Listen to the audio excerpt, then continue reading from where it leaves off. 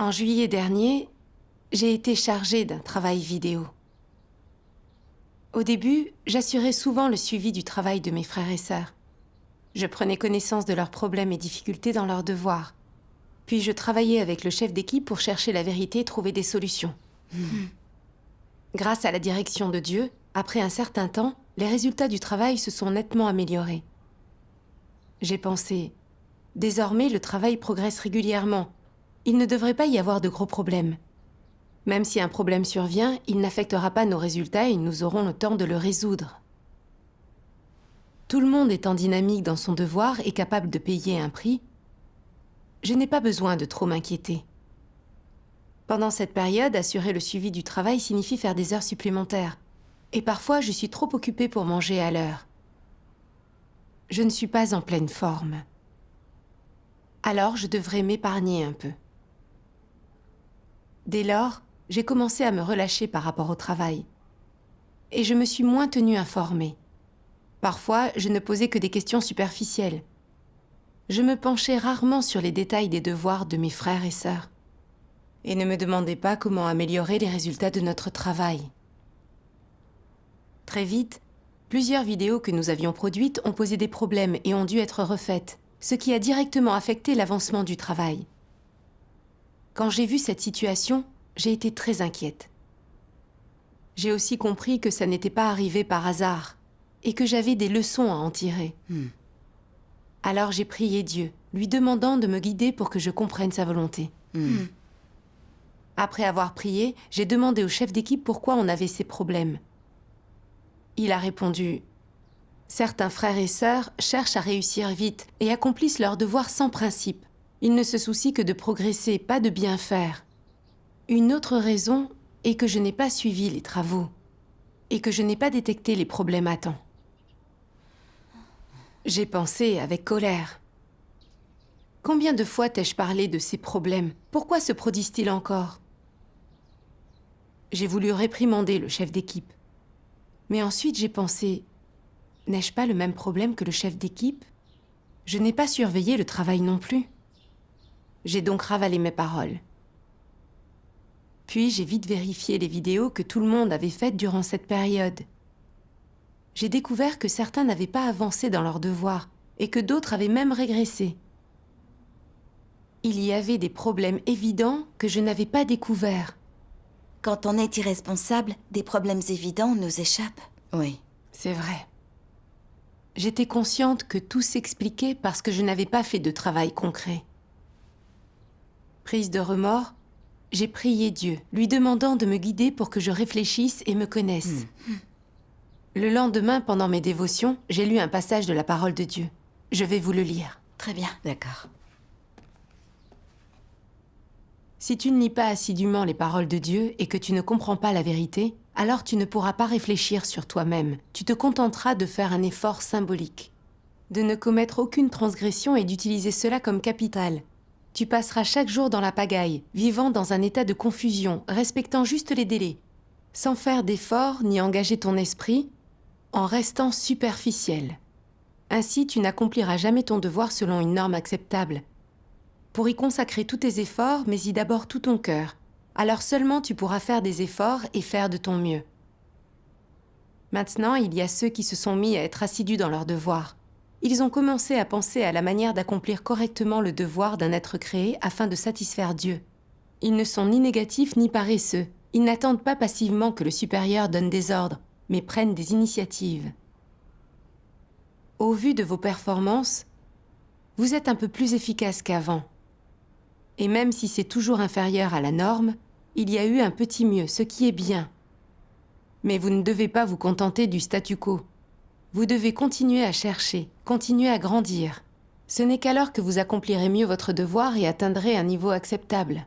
Mais certains, lorsqu'ils accomplissent leur devoir, ne mettent jamais tout en œuvre et ne donnent pas tout. Ils n'y consacrent que 50 à 60% de leurs efforts. Et se débrouillent jusqu'à ce que ce qu'ils font soit terminé. Ils ne peuvent jamais maintenir un état de normalité.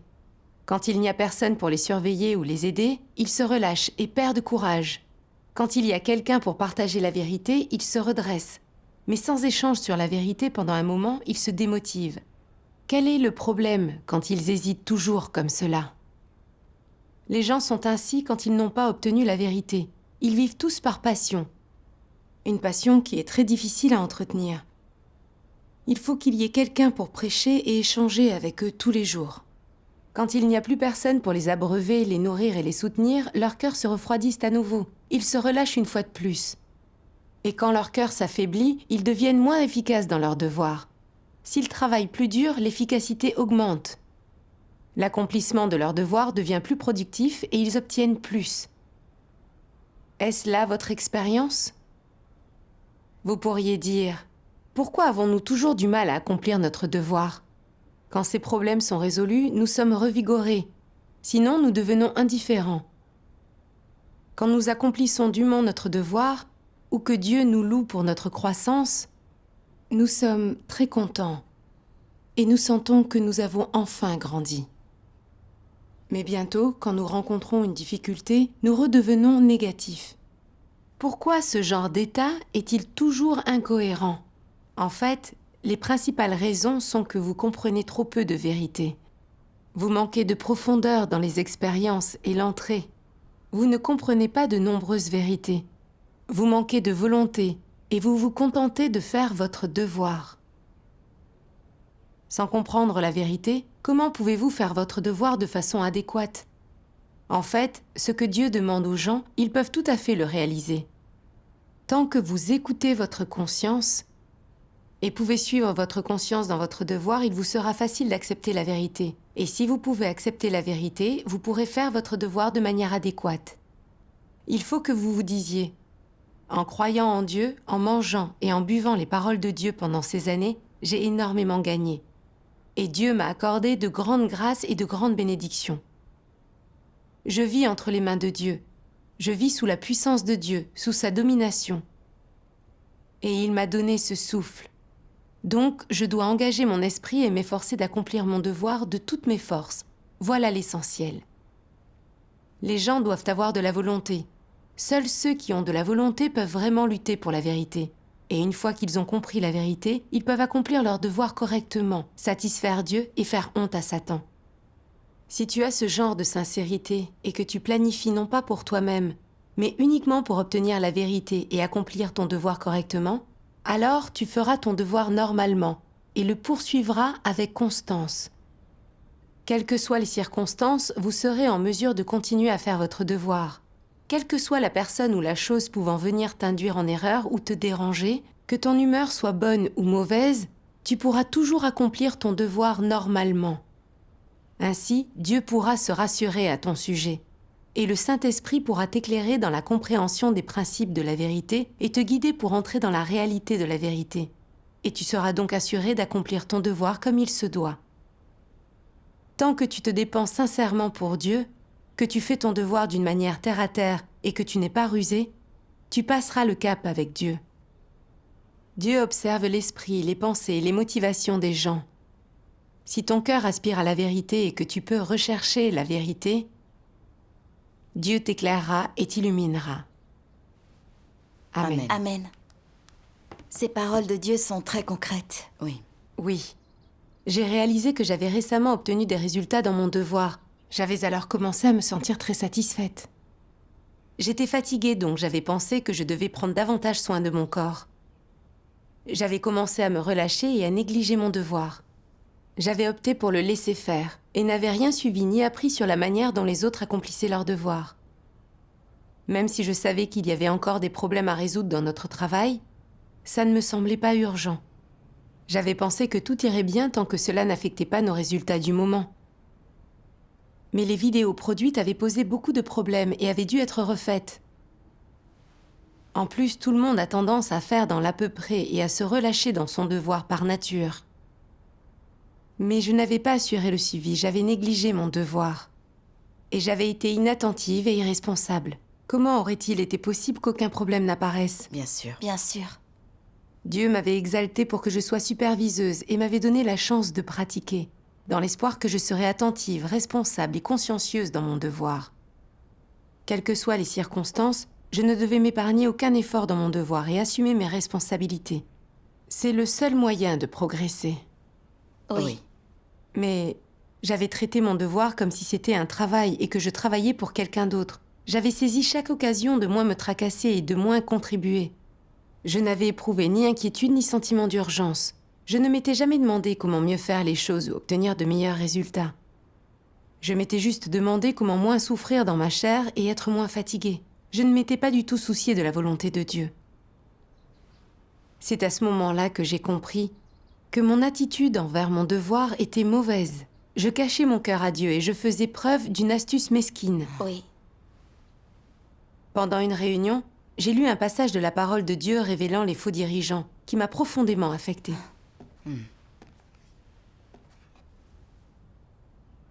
Parce que les faux dirigeants ne comprennent pas l'état d'avancement du travail, il s'ensuit souvent des retards répétés.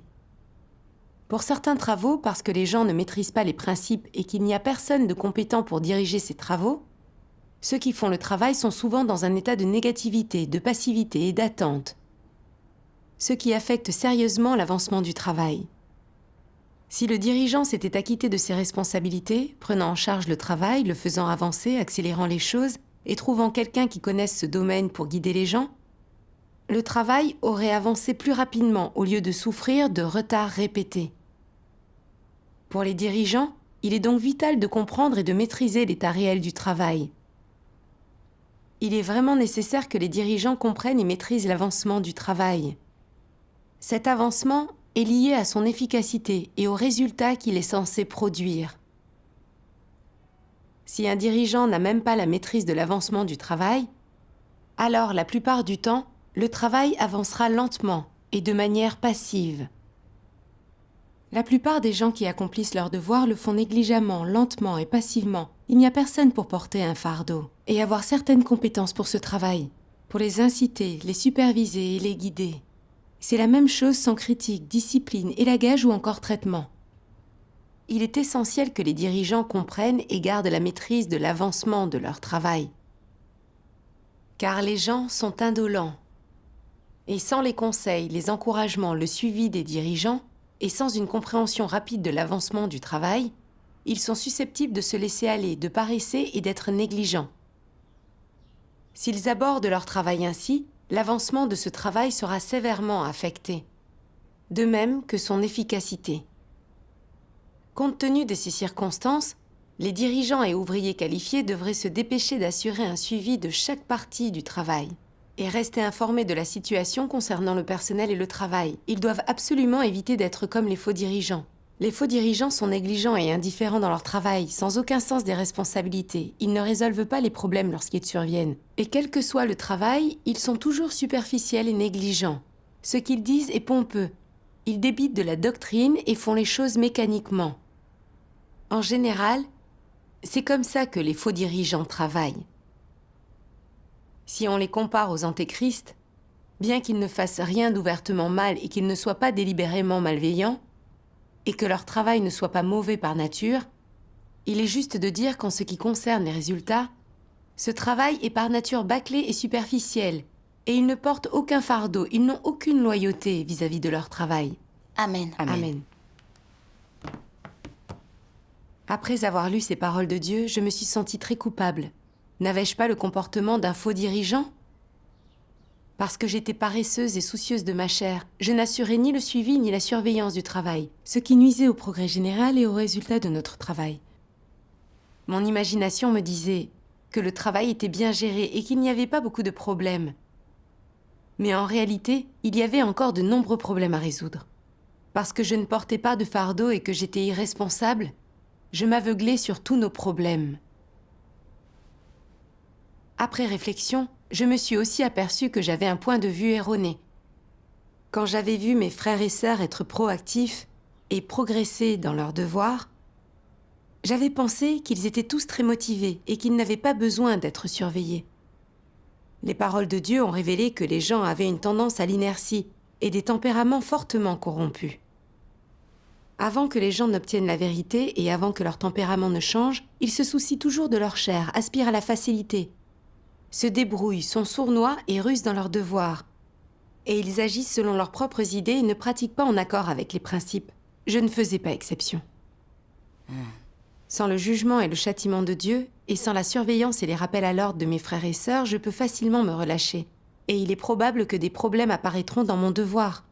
Il faut donc que j'assure le suivi et la supervision du travail, et que je découvre et résolve rapidement les problèmes et déviations dans nos devoirs, pour que le travail se fasse sans accroc. Oui. Mais mon point de vue était absurde. Je ne comprenais pas la nature corrompue des gens et ne voyais pas les gens et les choses selon la parole de Dieu. Je m'en remettais à mon imagination, ne vérifiais pas le travail ni n'en assurais le suivi, ne résolvais pas les problèmes à temps, mais j'espérais obtenir de bons résultats. C'était une manifestation de faux dirigeants ne faisant pas de travail concret. Même si je n'avais commis aucun méfait évident, mon irresponsabilité avait rendu notre travail moins efficace. Et la perte était irréparable. Exactement. Si on n'envisage pas les choses selon la parole de Dieu, si on ne pratique pas selon ses exigences, il est facile de faire le mal et de résister à Dieu. Tout à fait. Alors après avoir acquis un peu de connaissance de toi-même, tu as pu redresser la situation? Oui. Plus tard, je me suis ouverte à mes frères et sœurs et j'ai échangé sur mon état. Je leur ai dit aussi qu'ils avaient tous pris leurs devoirs trop à la légère et qu'ils n'avaient pas essayé de progresser. Nous avons donc cherché des solutions ensemble.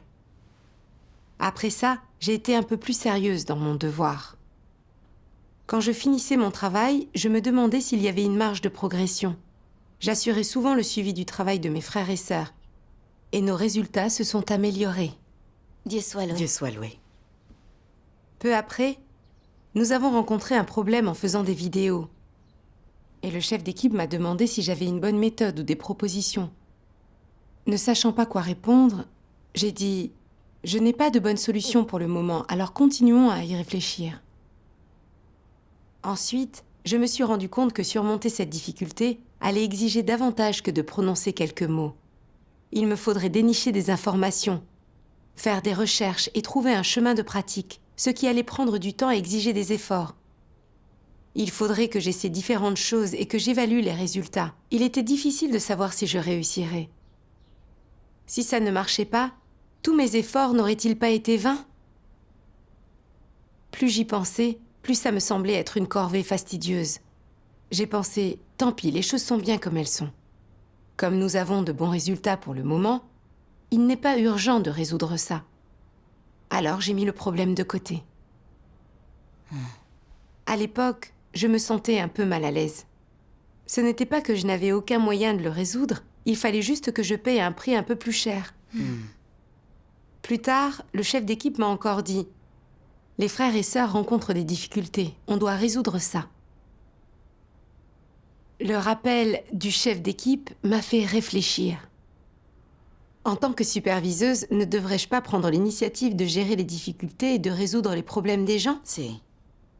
Pourtant, quand je vois des difficultés, je les évite et n'ai aucun sens des responsabilités. Me sentant coupable, j'ai alors prié Dieu.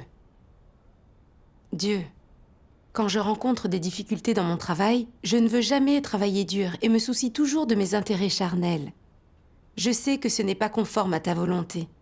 S'il te plaît, guide-moi pour que je réfléchisse sur moi-même et que je change mon état incorrect. Amen. Pendant mes dévotions, je me suis demandé « Pourquoi est-ce que je considère toujours ma chair dans mon devoir? Pourquoi ne puis-je pas payer un prix pour faire un travail concret ?» Un jour, j'ai lu 2 passages des paroles de Dieu qui m'ont permis de comprendre.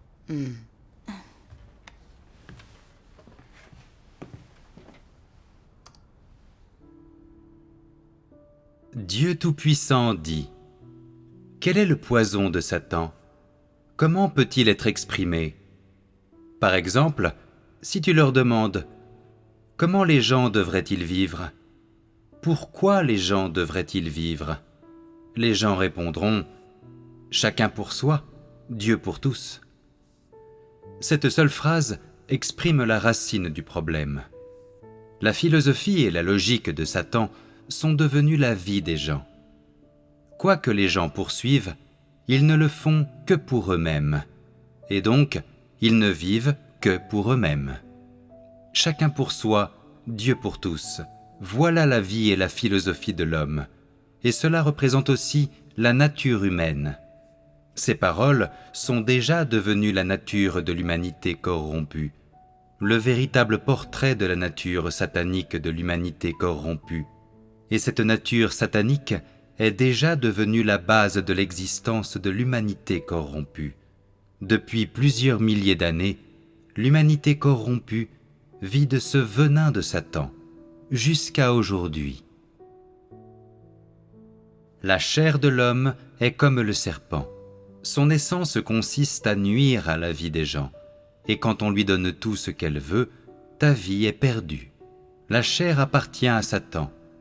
Elle est remplie de désirs extravagants, elle ne pense qu'à elle-même, elle veut profiter du confort et se délecter de loisirs, se complaire dans la paresse et l'oisiveté, et l'ayant satisfaite jusqu'à un certain point, tu finiras par être dévoré par elle. Cela veut dire que, si tu la satisfais cette fois-ci, la prochaine fois, elle te demandera plus. Elle a toujours des désirs extravagants et de nouvelles exigences. Elle profite du fait que tu lui cèdes tout pour t'amener à la chérir davantage et à vivre son confort. Si tu ne la domines pas, tu finiras par t'auto-détruire. Que tu puisses gagner la vie devant Dieu, ce que sera ta fin ultime dépend de la façon dont tu accomplis ta rébellion contre la chair. Dieu t'a sauvé, t'a choisi et prédestiné, mais si aujourd'hui tu n'es pas disposé à le satisfaire, si tu n'es pas disposé à mettre la vérité en pratique, si tu n'es pas disposé à te rebeller contre ta propre chair, avec un cœur qui aime vraiment Dieu, à la fin, tu te ruineras toi-même et tu endureras une douleur extrême. Si tu cèdes toujours à la chair, Satan t'engloutira progressivement et te laissera sans vie ou sans contact avec l'esprit, jusqu'au jour où tu seras dans l'obscurité complète à l'intérieur. Quand tu vivras dans l'obscurité, tu auras été fait prisonnier par Satan, tu n'auras plus Dieu dans ton cœur et à ce moment-là, tu nieras l'existence de Dieu et tu le quitteras. Amen. Amen. Après avoir lu ces paroles de Dieu, j'ai vu à quel point mon état était dangereux. Je vivais selon la philosophie satanique, chacun pour soi et Dieu pour tous. J'étais particulièrement égoïste. Et quoi qu'il arrive, je me souciais toujours d'abord de mes intérêts charnels. Quand je rencontrais un problème qui avait besoin d'être résolu dans mon travail, je ne me demandais jamais comment servir le travail de la maison de Dieu. Je me souciais toujours de ma chair et voulais toujours souffrir moins et payer un prix moins élevé. En fait, pour certains problèmes, si j'avais payé un prix et pris le temps de les étudier et de les comprendre, j'aurais pu les résoudre. Mais parce que je me souciais de ma chair et refusais de souffrir, j'avais l'impression que cette recherche aurait exigé trop d'efforts mentaux. Du coup, ces problèmes n'étaient jamais résolus et le travail ne s'améliorait jamais. La parole de Dieu révèle que la chair des gens appartient essentiellement à Satan et que la chair a toujours de nombreux désirs et exigences. Plus on satisfait la chair, plus ses désirs grandissent. Et quand il y a un conflit entre nos intérêts charnels et nos devoirs, si les gens ont envie de confort, ils suivront la chair et mettront de côté l'œuvre de la maison de Dieu. C'est vrai. Ça satisfait la chair, mais ça nuit à l'œuvre de la maison de Dieu. Et finalement, c'est comme une offense pour Dieu, qui alors nous déteste et nous rejette. Oui, Les conséquences, quand on cède à la chair et à l'envie de confort, sont graves. exactement. On ne doit pas céder à la chair. Il faut qu'elle souffre. Si on souffre un peu, on peut suivre le bon chemin et travailler convenablement, mais si on ne souffre pas et si on cherche le confort, on devient de plus en plus dégénéré, on n'arrive à rien. C'est tout à fait vrai. Absolument. Je ne voyais pas l'essence de la chair et je cherchais toujours le confort. Les plaisirs de la chair me semblaient plus importants que tout. Mes poursuites et mon point de vue n'étaient-ils pas semblables à ceux d'un incroyant ? Les incroyants disent souvent « Soyez gentils avec vous-même », ce qui veut dire « Ne laissez pas votre chair souffrir » et cédez à tous les désirs et à toutes les exigences de la chair. Ils ne vivent que pour la chair. Ils ne comprennent pas du tout la valeur et la signification de la vie humaine et ils n'ont pas la bonne direction ni le bon objectif dans la vie. Ils n'éprouvent aucun sentiment de réconfort. Et ils passent leur vie dans le néant vivant complètement en vain. Oui, c'est vrai. Certaines personnes dans l'Église cherchent toujours le plaisir charnel et ne poursuivent pas la vérité. Elles négligent leur travail, trichent et se relâchent, ce qui nuit gravement au travail de la maison de Dieu. Et finalement, elles sont renvoyées ou disqualifiées pour des devoirs. et elles perdent complètement leur chance de salut. C'est terrifiant quand on y pense. Alors j'ai songé à mon cas. Je croyais en Dieu depuis des années, mais mon point de vue n'avait pas du tout changé. J'accordais plus d'importance à mes intérêts charnels qu'à la vérité. Je ne désirais que le confort et j'agissais machinalement pour m'en sortir dans mon devoir. Si ça continuait, n'allais-je pas être aussi rejetée et chassée par Dieu ? Si. Quand j'en ai pris conscience, j'ai eu très peur. Je ne devais plus me soucier de ma chair. Je voulais accomplir sérieusement mon devoir et assumer mes responsabilités. Amen. Amen. Un jour, j'ai regardé une vidéo d'une lecture des paroles de Dieu et trouvé un chemin de pratique.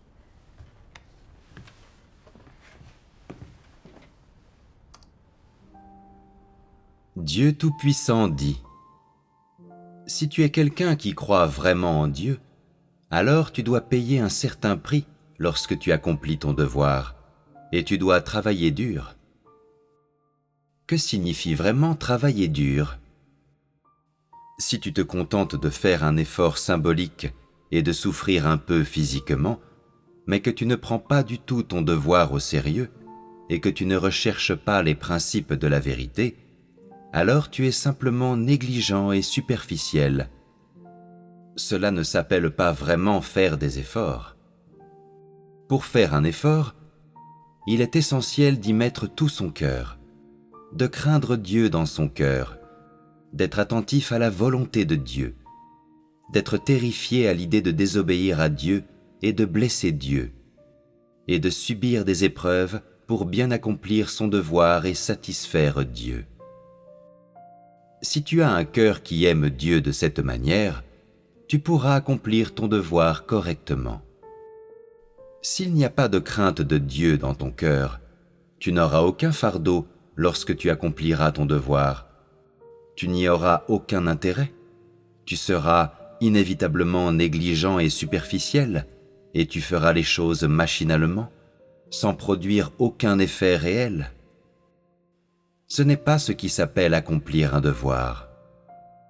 Si tu as vraiment le sentiment que tu es chargé d'un fardeau, qu'accomplir ton devoir est ta responsabilité personnelle, et que si tu ne le fais pas, tu n'es pas digne de vivre et tu es une bête, que ce n'est que si tu accomplis correctement ton devoir que tu es digne d'être appelé un être humain, et que tu peux faire face à ta propre conscience, si tu as ce sens du fardeau lorsque tu accomplis ton devoir, alors tu seras capable de tout faire consciencieusement, et tu seras capable de rechercher la vérité et de faire les choses selon les principes, et ainsi tu seras en mesure d'accomplir ton devoir correctement et de satisfaire Dieu, et tu seras digne de la mission que Dieu t'a confiée, de tout ce que Dieu a sacrifié pour toi et de ses attentes de ta part.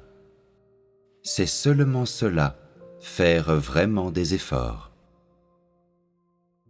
Quand l'égoïsme et l'opportunisme apparaissent en toi, et que tu t'en aperçois, tu dois prier Dieu et chercher la vérité afin de régler ce problème. La première chose dont tu dois être conscient, c'est que par essence, agir de cette façon est une violation des principes de la vérité. C'est nuisible au travail de l'Église. C'est un comportement égoïste et méprisable, et ce n'est pas ce que les gens normaux devraient faire. Tu dois mettre de côté tes propres intérêts et ton égoïsme, et tu dois penser au travail de l'Église. Voilà ce que Dieu veut. Après avoir réfléchi sur toi-même grâce à la prière, si tu comprends vraiment qu'agir ainsi est égoïste et méprisable, il te sera facile de mettre de côté ton propre égoïsme. Quand tu mettras de côté ton égoïsme et ton opportunisme, tu te sentiras confiant, tu seras en paix, joyeux, et tu sauras qu'il doit y avoir de la conscience et de la raison dans ta façon de te conduire, que tu dois penser au travail de l'Église et ne pas être obsédé par tes propres intérêts, ce qui est égoïste, méprisable et dénué de conscience ou de raison. Agir avec abnégation, penser au travail de l'Église et ne faire que ce qui satisfait Dieu est juste et honorable, et cela donnera de la valeur à ton existence. En vivant sur terre de cette façon, tu es ouvert et honnête. Tu vis une humanité normale, la véritable image de l'homme. Et non seulement tu as la conscience tranquille, mais tu es aussi digne de toutes les choses que Dieu t'accorde. Plus tu vivras comme cela, plus tu te sentiras confiant, plus tu seras en paix et joyeux, et plus tu te sentiras brillant. De ce fait, ne te seras-tu pas engagé sur le bon chemin de la foi en Dieu? Amen. Amen. Amen. Après avoir lu ces paroles de Dieu, j'ai trouvé un chemin. Oui. Bien. J'ai compris que pour bien accomplir mon devoir, je devais travailler dur selon la parole de Dieu. Je ne pouvais pas juste travailler dur et payer un prix en apparence. Ce qui compte le plus, c'est porter ce fardeau dans mon cœur. C'est placer le travail de la maison de Dieu au-dessus de tout, faire de mon mieux et accomplir ce que je dois accomplir. C'est seulement ainsi que je serai digne de l'effort méticuleux que Dieu m'a consacré et que je ressemblerai à un être humain. C'est vrai. J'ai compris que Dieu m'avait exalté en me chargeant du travail vidéo. Beaucoup de cibles d'évangélisation étudient le vrai chemin en regardant les vidéos de la maison de Dieu. Témoigner de Dieu par de bonnes vidéos est une partie très importante de la diffusion de l'Évangile. Oui. Oui. Je devais m'en remettre à Dieu et faire de mon mieux dans mon devoir. Amen. Amen. Même s'il y avait divers problèmes et difficultés dans mon devoir, à travers ces difficultés, j'ai vu clairement mon état dépravé de recherche du confort et de mépris du progrès. Consciente de mon point de vue erroné sur la poursuite, j'ai pu me repentir et changer. J'ai une chance de gagner la vérité et de rejeter mes tempéraments corrompus. Oui. Oui. Ces difficultés m'ont aussi permis de voir mes lacunes professionnelles. On doit améliorer nos compétences professionnelles pour progresser dans nos devoirs. C'est vrai. Après avoir compris la volonté de Dieu, je me suis sentie motivée. Ensuite, j'ai prié Dieu au sujet de nos difficultés. J'ai cherché sa direction. Et j'ai envisagé des solutions avec mes frères et sœurs. Du fond du cœur, je voulais ne plus être paresseuse et passive. J'ai aussi travaillé pour acquérir des compétences professionnelles. Quand je me sentais coincée et que j'avais envie d'abandonner, je priais Dieu, renoncer à la chair et me consacrer à mon devoir. Après quelque temps, j'ai enfin trouvé une solution. Le problème a vite été résolu. Nos résultats se sont un peu améliorés par rapport aux précédents. Je me suis sentie bien mieux en faisant mon devoir ainsi. Dieu soit loué. Pratiquer ainsi est merveilleux. Comme le dit la parole de Dieu, quand le cœur des gens s'affaiblit, ils deviennent moins efficaces dans leur devoir. S'ils travaillent plus dur, l'efficacité augmente. Ils deviennent plus productifs dans leur devoir et ils obtiennent plus. Amen. Oui, c'est tout à fait vrai. Oui. Exactement. En réalité, résoudre des problèmes et faire un travail pratique n'est pas si difficile, et je n'ai pas beaucoup souffert. Il m'a suffi d'être plus consciencieuse dans mon devoir pour recevoir la direction et les bénédictions de Dieu. Mon entrée est encore très limitée. Donc à l'avenir, j'essaierai de résoudre mes tempéraments corrompus dans mon devoir et de faire ce devoir de tout mon cœur pour satisfaire Dieu. Rendons grâce à Dieu. Dieu soit loué.